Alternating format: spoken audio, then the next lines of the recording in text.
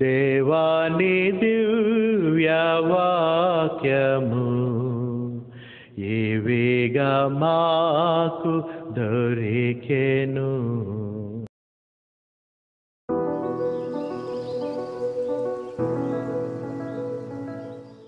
యోహాను సువార్త 5వ అధ్యాయము 5వ వచనం నుంచి 7వ వచనం వరకు ఈ విధంగా వ్రాయబడి ఉంది. యేసు వాడు పడియుండుట చూచి వాడు ఇప్పటికీ బహుకాలము నుండి ఆ స్థితిలో ఉన్నానికి స్వస్థపరగవచ్చున్నావా అని అడుగుగా. అంటే చూడండి, దేవుడికి వీడి మనసు తెలుసు. వీడు చాలా కాలం నుంచి అక్కడ ఉన్నాడు, కానీ వీడు అక్కడ పడున్న స్థితిలో ఆడు ఎలా ఉన్నాడంటే, ఈరోజు నాకు గడిచిపోయింది, ఇక్కడ నేను పడున్నాను, దేవాలయం ముందు ఉన్నాను, నాకు వచ్చిన వాళ్ళందరూ చిల్లరేస్తున్నారు, నా పరిస్థితి ఎంత అనారోగ్య పరిస్థితి ఉన్నా కానీ నా రోజు వెళ్ళిపోతుంది. కాబట్టి వాడి మనసులో ఎక్కడా కూడా స్వస్థత పొందాలనేటువంటి మనస్సు వాడికి లేదు. వాడికి స్వస్థత మీద మనసు లేదు. కాబట్టి దేవుని మీద ఈరోజు వరకు కూడా వాడు ఆధారపడలా. 38 years చాలామందిని చూశాడు అక్కడ స్వస్థపరచబడ్డ వెళ్ళడం. అంటే ఆ యొక్క దేవదూత కొలం దగ్గరికి రాగానే స్వస్థపడాలన్న వాళ్ళు చాలా రీతిలుగా వాళ్ళంతటి వాడిని ఏదో ఒక రీతిని మొట్టమొదటి దాంట్లో పడిపోతున్నారు. 30 years వీడికి ప్రాక్టీస్ రాలేదు. వీడికి ఒక విధమైనటువంటి తన సొంత స్వస్థతకి తను ఆ పరిస్థితి మీద ఆధారపడి బ్రతికాడు. కానీ స్వస్థ కాబట్టి యేసుక్రీస్తు ఏమడిగాడు? స్వస్థపడ కోరుచున్నావా అంటే వీడికి హెల్ప్ చేయడానికి కూడా ఇంకొకరిని సిద్ధపరచుకోవాలా. దేవుడికి ఏమని కంప్లైంట్ చేస్తున్నాడు?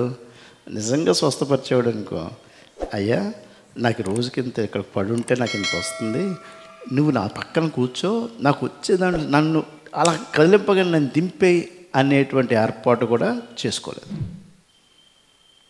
ప్రిపరేషన్ లేదు. తనకు కావాల్సిన దానికి ఏమని చెప్తున్నాడు? ఒక్కడు కూడా లేడు.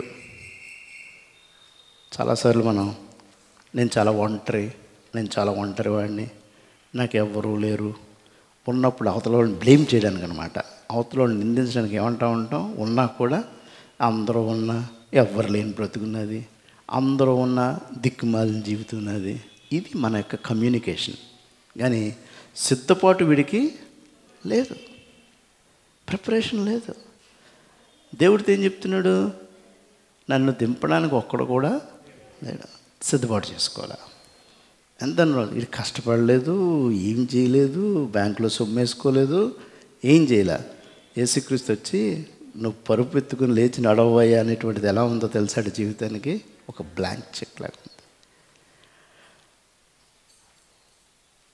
ఇన్ని సంవత్సరాలు ప్రయత్నం చేయనప్పటికీ ఆయన అడిగిందల్లా నువ్వు స్వస్థపడ కోరుచున్నావా.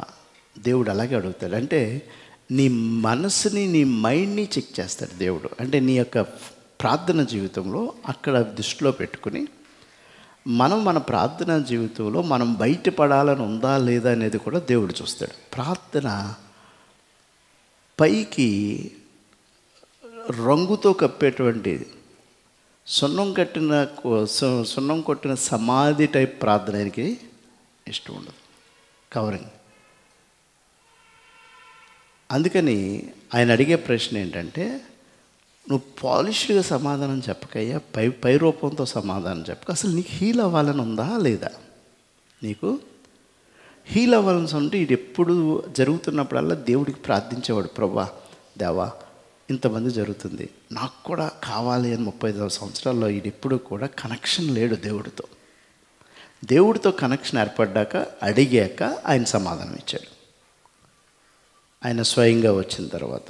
కాబట్టి డెడికేషన్ అనేటువంటిది వీడికి లేదు. అదే సమర్పణతో కూడిన ప్రార్థన, అర్పణతో కూడినటువంటి ప్రార్థన, అంకిత భావంతో కూడిన ప్రార్థన లేకపోవడం వల్లే దేవుడు అలాంటి ప్రశ్న, నీకు అవసరం ఉందా అని అడిగాడు అనుకో, మనం ఏమంటుంటాం? నీకు ఏదైనా అవసరం ఉందని ఎవరిని అనుకో, ఇంతకాలం చూస్తున్నావు, నాకు అవసరం ఉందో లేదో మీకు తెలియదా అంటారు కొంతమంది. ఆ? ఏంటి ఇలా అంటే, చూస్తున్నారు కదా, ఆ మతం తెలుసుకోలేరా, నాకు అవసరం ఉందో లేదో. ఇది మానవ లేక జనరల్ టాక్. దేవుడు కూడా ఇదే టాక్లో నిన్ను నన్ను ప్రశ్నించేటువంటిది. అందుకే ఎప్పుడు కూడా మోస్ట్ సక్సెస్ఫుల్ ప్రేయర్ ఏంటంటే రన్నింగ్ కామెంటరీ దేవుడితో. నువ్వు కారులో వెళ్తున్నా, బస్సులో వెళ్తున్నా, మోటార్ సైకిల్ మీద వెళ్తున్నా, కూర్చున్నా, పడుకున్నా, లేచినా, దావీదు అంతే అందుకే అంటూ ఉంటాడు, నేను కూర్చుండట నీకు తెలుసు, పడుకుండుట తెలుసు, లేచుట తెలుసు, నా ముందు తెలుసు, నా వెనక తెలుసు, నా నెత్తి మీద నువ్వు ఆవరించున్నావు అంటాడు దావీదు. మొత్తం నువ్వు కవరప్ చేస్తున్నావు నాకు. అది దావీదు గమనించుకునే దేవుడితోటి నిత్యము ప్రేయర్ఫుల్గా కనెక్ట్ అయి ఉన్నాడు. కాబట్టే నా హృదయానుసారుడు అని పిలిచాడు దేవుడు. సో అంకిత భావం, డెడికేషన్తో నువ్వు కాన్స్టెంట్గా కమ్యూనికేషన్ చేస్తే నీ కుటుంబ వ్యవస్థే కానీ నీ చేస్తున్నటువంటి ప్రతి పనిలో, సమస్యల్లో దేవుడు నీకు కొన్ని డిలే అవుతున్నాయంటే, ఒక వ్యవస్థ నీకు డిలే అవుతుందంటే దేవుడితో నువ్వు పూర్ కమ్యూనికేషన్లో ఉన్నావు అనమాట. ఆ విషయం పట్ల, ఆ విషయం ఒక బిజినెస్సే కానీ, లేకపోతే ఒక ఉద్యోగమే కానీ, ఒక పనే కానీ, నీకు డెడికేషన్ లేదంటే దాని మీద, ఆ విషయం మీద నీకు పూర్ కమ్యూనికేషన్ అన్నట్టు. అది చాలా అవసరమైనటువంటి పని ఉన్నట్టయితే అంకిత భావంతో కూడినటువంటి. కాబట్టి dedication and communication is a success of prayer అని ఒక దైవజనుడు రాస్తూ ఉన్నాడు. దేవుడు మన అవసరతని సమృద్ధిగా మార్చగలడు అనేటువంటి నమ్మకం ఉన్నప్పుడే నువ్వు అంకిత భావంతో నిరంతరము నువ్వు ప్రార్థనలో ఉంటావు. దేవుడు ఆయనకి తెలుసు కదా, నీకు తెలుసు కదా అనేటువంటిది కాకుండా అంకిత భావంతో దేవుడికి నిత్యము తెలియచేస్తూ ఉంటే అది అంటే దాన్ని నీకు ఉన్న లోకంలో ఉన్నటువంటి నిందలను బట్టి కూడా నువ్వు బాధపడుతున్నప్పుడు ప్రార్థన చేస్తే నీ నిందల్ని పూదండలుగా కూడా ఆయన మారుస్తాడు. నీ మీద నిందల్ని కూడా పూలదండలుగా కూడా ఆయన మారుస్తాడు. మనల్ని గాయపరిచినటువంటి మాటలను కూడా అవి ప్రార్థనగా చేస్తే, ఒక దైవజనుడు ఏమని ప్రార్థన చేశాడంటే, మాటల గాయాలను కూడా మధుర గేయాలుగా మారుస్తావు దేవా ప్రార్థన వల్ల అంటాడు. మాటల గాయాలని కూడా మధుర గేయాలుగా మారుస్తావు దేవా ప్రార్థన వల్ల అని తన పాటలో రాస్తూ ఉంటాడు. అంటే లోకంలో ఉన్నటువంటి వ్యక్తులు మాటలు, బురదలు, మన యొక్క మనసులు గాయాలు చేసేటువంటివి మనకు వినపడతా ఉంటాయి. వాటి గురించి మనం ఎక్కువగా వరి అయితే, దాని గురించి నువ్వు ఎక్కువ వరి అవ్వద్దని ఇవాళ నేను ఒక పాట వింటూ ఉంటుంటే, ఆ పాటలో ఉన్నటువంటి గాయాలను కూడా మధుర గేయాలుగా మారుస్తావు, గాయాలను కూడా మధుర గేయాలుగా మారుస్తావు. ఆ అనుభవమే నేను నా చిన్నతనం ఏంటి, ఇంటర్మీడియట్ డిగ్రీ టైంలో కొన్ని ఊళ్ళల్లో నన్ను చాలా గాయంతో కూడిన మాటలు మాట్లాడిన ఊళ్ళు కొన్ని ఉన్నాయి. అమ్మతో కానీ నాయనతో కానీ గుంటూరు వెళ్ళానంటే, అమ్మ చిన్నాన్నగారు ఆయన చీఫ్ ఇంజనీర్గా రిటైర్డ్ అయ్యి చనిపోయారు. ఆయన నేను ఇంట్లోకి వెళ్ళగానే ఈ నేసుకొచ్చారా, ఈ పనికి మళ్ళీ నేసుకొచ్చారా, పచ్చిగా నన్ను తిట్టేటువంటి తిట్లు. ఈడు దేనికి పనికి వస్తున్నాడు, వీడి గురించి ఆడు చెప్పాడు, వీడు మోటార్ సైకిల్ మీద ఆడతో తిరుగుతున్నాడు, ఈడుతో తిరుగుతున్నాడు, వీడు ఎలా పనికి వస్తాడు అనుకుంటున్నారు, వీడిని మీరు ఎలా కూడబెట్టుకుంటున్నారని చెప్పి ఆ గుంటూరులో ఆయనకి 2 కూతుళ్ళు.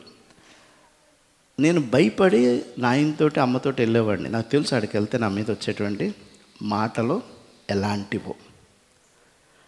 ఆ యొక్క ఇంకా ఆల్మోస్ట్ నన్ను భ్రష్టుడు, వీడు నీచుడు డైరెక్ట్గానే. అమ్మ కారులో కూడా నాయన ఏమనుకోద్దురా అని చెప్పి ఏడ్చిన రోజులు కూడా ఉన్నాయి. మా చిన్నాన్న తప్పదు భరించాలిరా అనేవారు. అది గుంటూరు. ఆ కుటుంబంలో ఉన్న వ్యక్తులే ఆక్వీడ్లో ఉండేవారు. అక్కడికి వెళ్తే వాళ్ళ కొడుకులేమో బాగా చదివించుకుంటున్నారు, మంచి మంచి మార్కులు వచ్చేస్తున్నాయి, బీఈడీలు చేస్తున్నారు అని నన్ను నిలబెట్టి, ఈడు అక్కడ జాయిన్ చేస్తే వెనక్కి వచ్చేసాడు, మెడిసిన్లో జాయిన్ చేస్తే వెనక్కి వచ్చేసాడు, ఆ కాలేజీలో చేస్తే వెనక్కి వచ్చాడు. ఈడు మీరు దేవుని సేవకులు ఉండి మార్చుకోలేరని తిట్టిన ఊరు ఏదైనా ఎక్కువ ఉందంటే అది ఆకివీడు.